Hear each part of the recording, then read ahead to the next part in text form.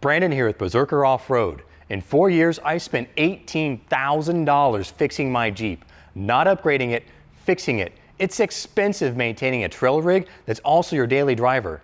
In this video, I'm walking you through all the problems I had and how I fixed them. So grab a sandwich and get comfy, because I'm moving fast.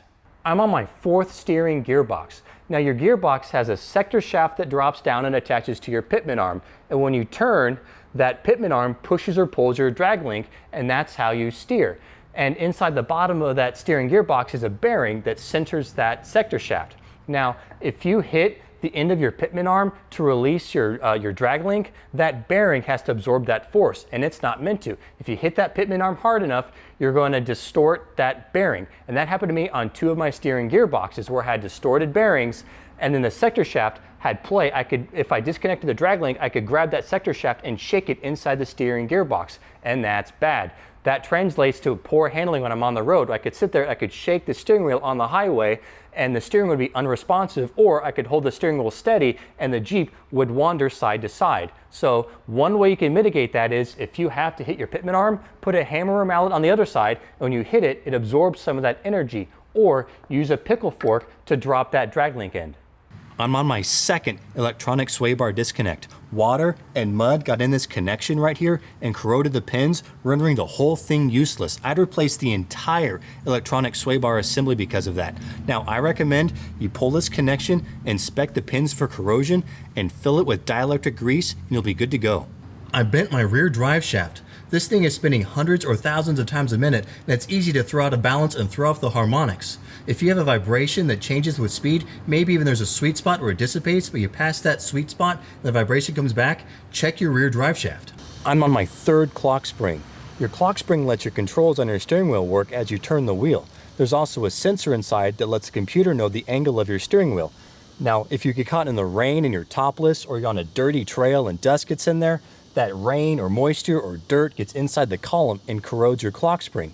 Symptoms of a bad clock spring are your ABS light might be on, your controls might not function like your cruise control or your volume, or your horn might not even work. My last clock spring only lasted me for 6 months. I stretched my transfer case chain. If you spin your tires really fast, they can catch and stretch the chain in here, and then the chain drags on the inside of the case, and it sounds like you're dragging chainmail over a piece of metal. Now, when I replaced my transfer case chain, I was an idiot and put my shift fork in upside down, and I couldn't shift out of 4-wheel drive.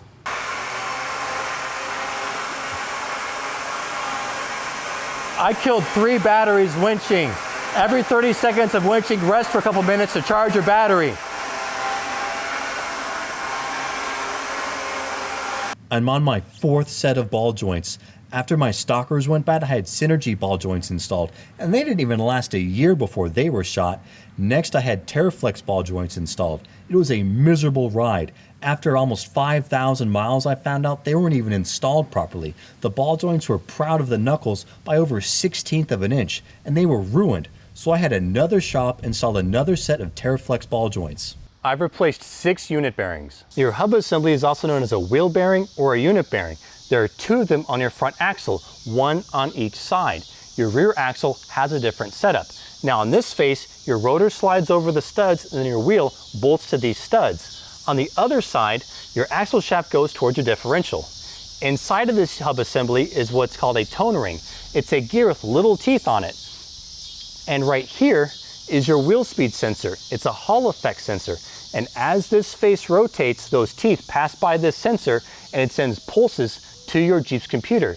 Each of your wheels has one of these wheel speed sensors, and that's how your computer determines how fast you're going.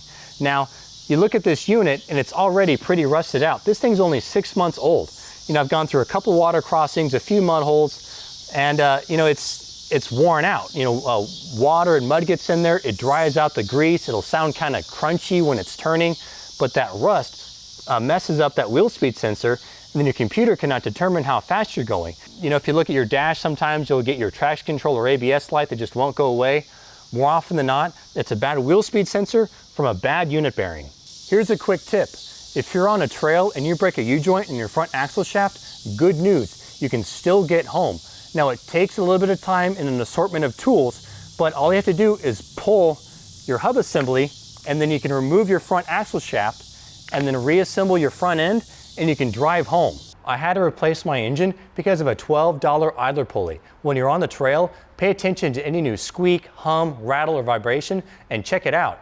On my last Colorado trip, my engine had a new squeak. Turns out it was an idler pulley where the grease had dried out in the bearing, and I didn't know that. And on the drive back, that bearing exploded. My engine threw the serpentine belt and it overheated. It cooked my oil filter housing and it baked my head gasket. So I had oil and coolant mixing and going to places where they shouldn't go. And it was 2,000 miles before I learned that, and by then I had a massive oil leak. Also, I was having transmission issues for a couple of years, where my transmission, it would stall my engine, like the gears would catch and Jeep would just lurch. And so I decided when I had my engine replaced to have my transmission replaced at the same time. I spent thousands on other miscellaneous repairs, things like replacing the brakes, having the transmission flashed, replacing tie rod ends, 2 drag links, 4 steering stabilizers, and other miscellaneous repairs. You know, it's expensive maintaining a trail rig that's also a daily driver. That's asking a lot out of it. My advice to you is, if you need to do something to your rig, don't go the cheap route. You end up buying it twice. Save up and buy the highest quality part you can afford. Your rig will last longer.